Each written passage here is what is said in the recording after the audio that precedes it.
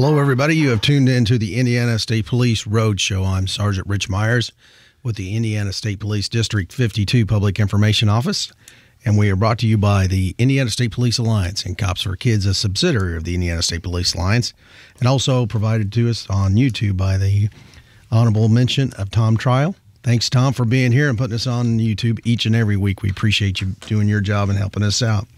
With me today is a person that has been with the Indiana State Police for the last several months and going on a few years now, and is helping us out with an initiative that's very, very close to the superintendent, and I know the governor's administration here, that they want to get something started, and that's Dr. Richard Hogue.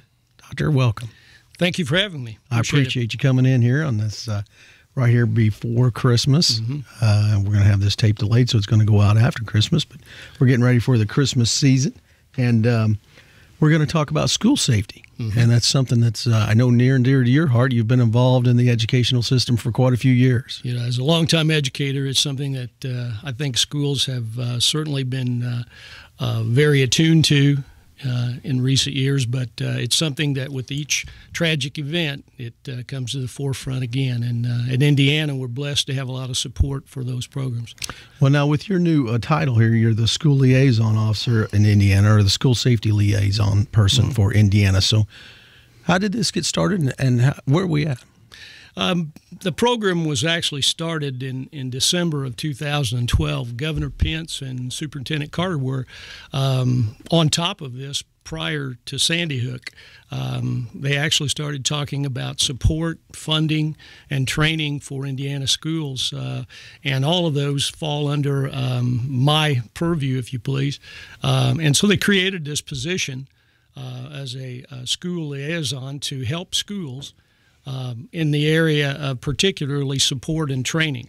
And then they signed into law SEA 1, which provided several $1 million each year for Indiana schools to do a couple of three things: training, certainly threat assessment training, school resource officer, and then also to secure some of the entranceway to facilities. So those were the things that they really funded, and so they didn't just talk the talk. Right. They actually walk the walk. Both in Superintendent Carter and Governor Pence, in their view, this is one of the priorities for Indiana, and they've certainly supported that initiative. Well, I know it's a top priority with our department, being it started out as the active shooter training that we went through every year after the Columbine incident. And we've graduated up to bigger and better things that we do. But I know the state police is largely involved with the training and training schools, aren't they? Yes, they are. We actually have at least three primary initiatives in terms of training. The state police are providing, and again, I guess you always want to underscore this when you talk to school people, and that is it's free. Right. And they're on the board with that, aren't they? So everybody's attention immediately, that perks their ears up. But we provide a walkthrough initiative, and we've actually provided thousands of these throughout Indiana.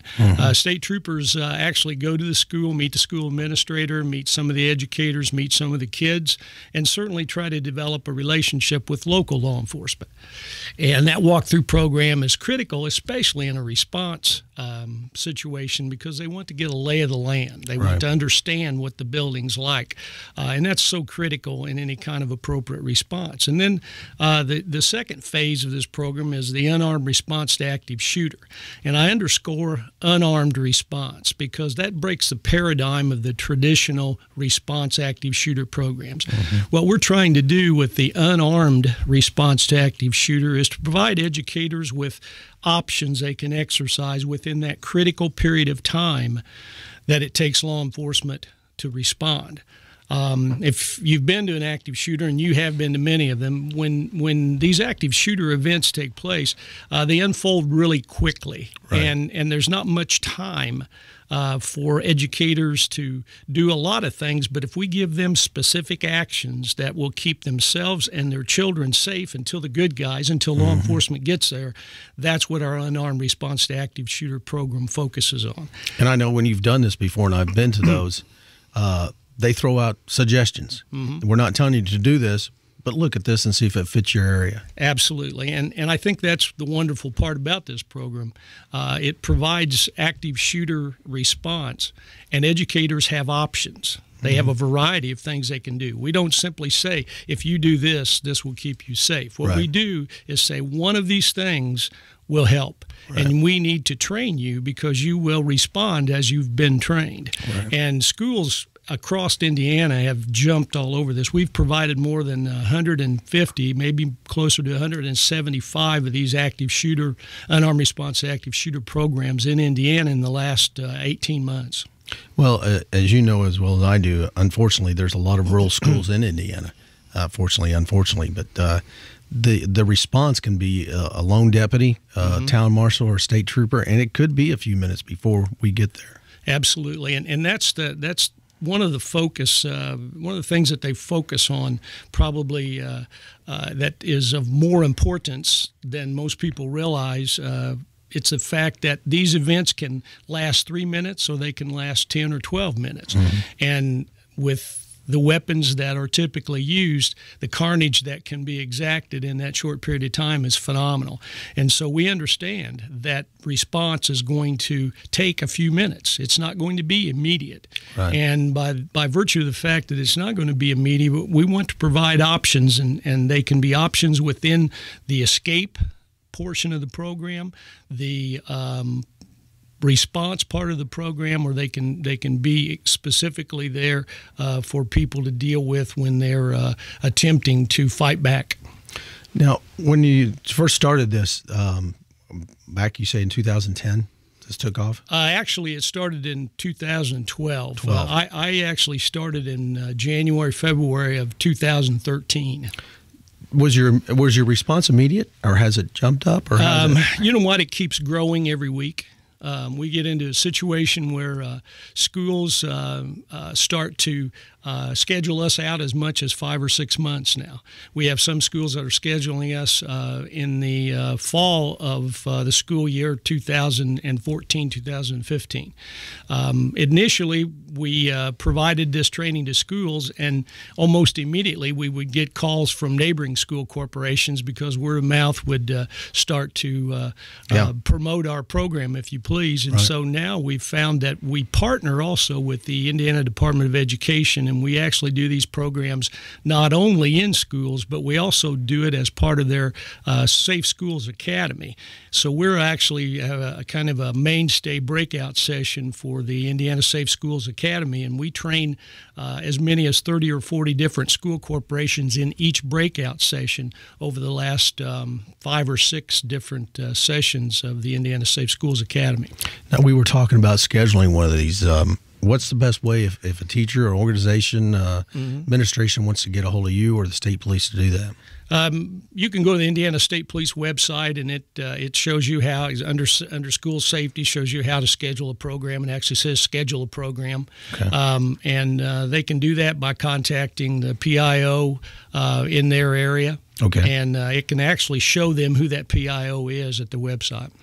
And I know when I went to that site and clicked on it before, there's more than just that on that website. You have active shooter response, the legislation that I'm sure is enacted or possibly going to be enacted, or what people are looking at to request a presentation, your school safety training, the school walkthrough initiative, the school safety initiative, and the Stop Gang Violence is all on that webpage. So there's a lot more than just that to request that also. Yeah, we're constantly adding to that website. In fact, we're looking at a review right now of our active, our unarmed response to active shooter program. So we'll continue to add to that website as time goes by. And we actually have a little bit of threat assessment, a little bit of training, a little bit of information as to where they should go. Right. We have that website linked up with the Department of Education, so they can actually go to the Department of Ed, and we direct them that way. That's been one of the great resources in Indiana for several years, and the Indiana Safe Schools Academy has been one of the leaders in the nation, I think, and so we are really pleased to partner with them. Well, again, you've tuned into the Indiana State Police Roadshow. Sergeant Rich Myers is your host here with District 52. I've got Dr. Richard Hogue, who's the safety liaison in the Indiana School Safety Program. And we're talking about school safety here in Indiana. Doctor, I know we were talking earlier about the walkthrough program. Not only does that give us the lay of the land, a police officer or trooper walking through there, you get to know the kids, you get to know the administration personally, and if something bad does happen, you know who to go to and who to see. Yeah. Sergeant, you hit on probably one of the most important things of the walkthrough program, and that's the fact that kids get an opportunity to meet law enforcement. Right. And we hope that that happens in every walkthrough. And one of the things that people often ask, what can we do to promote safety in my school? And the first thing that comes to mind is police presence. Right. These perpetrators are not brave. Mm-hmm. They want to go where they can find defenseless people. Mm-hmm. And by providing walkthrough opportunities, we get an opportunity to, one, be visible to all the kids in the school, to establish relationships for students to see law enforcement in a different light, right? Yeah. Non-threatening. Yeah. And then at the same time, I think it's critical that in those walkthroughs that they establish relationship with educators,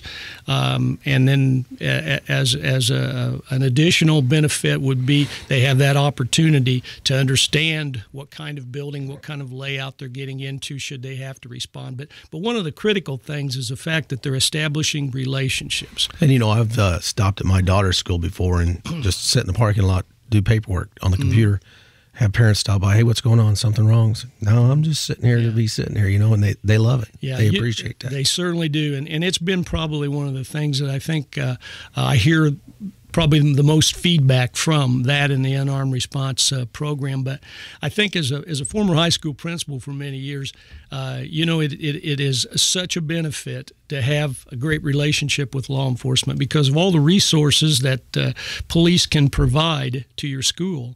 And it's not just coming when you have a problem. Right. A lot of times educators, and I think they understand this very well, but educators can utilize law enforcement in so many classroom settings to provide support for programs, both curricular and extracurricular. The police are just of paramount importance to school in the educational setting as well as the safety setting. I agree. Now, does our ISP active shooter program differ from the traditional active shooter program? Yes, and particularly in the name and then in actually the content as well. The unarmed response to an active shooter program focuses again on options we can do. The traditional program deals with run, hide, fight, and we still deal with run, hide, fight, but we talk about run/escape. Okay. And we want people to not just run, but to run to a secured, safe area. Yeah, and have an option to go somewhere. Absolutely. And then hide. Hide is not just simply hide and play dead. And that's kind of a traditional idea that had been out there a year or so or 2 years ago. We want you to lock down, secure your area, barricade doors, stay away from line of fire. We learned that lesson from Virginia Tech and some of the other places. And then the last one, in terms of fighting, we provide options that educators and students can exercise in that terrible moment when life's on the line. And we look at the mindset that needs to be there. Yep. We look at the improvised weapons.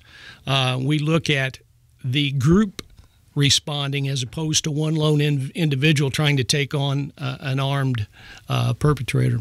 Well, again, and that's more options that we can put out there that you can look at, that's available to you. Not saying this one way may work, and you may have to go from one to the other. Absolutely. You may have to ramp up or ramp down and go with it one way or the other. And Sergeant, that's an excellent point. In a school building, when an active shooter event takes place, depending on where you are in the building, you will respond to these events differently. Yeah. If you're in a situation where you can run, escape, then you want to escape. That's Exactly. a wonderful option if you know you're going to a safe place. And we looked at Columbine videos and many of the videos, and we find that people, when they try to escape, they run directly into the shooter.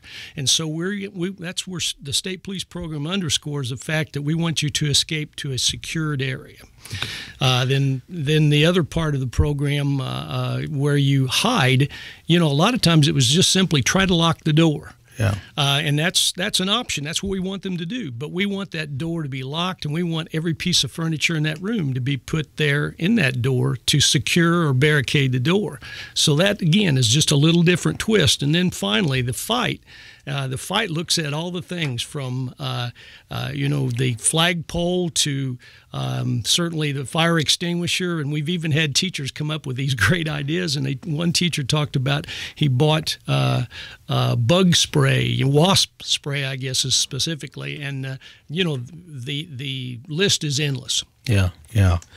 Well, again, you've been listening to the Indiana State Police Roadshow. I'm Sergeant Rich Myers with the Indiana State Police. We want to thank you for being with us today and thank the Indiana State Police Alliance for sponsoring us. Dr. Hogue, thank you so much for coming in.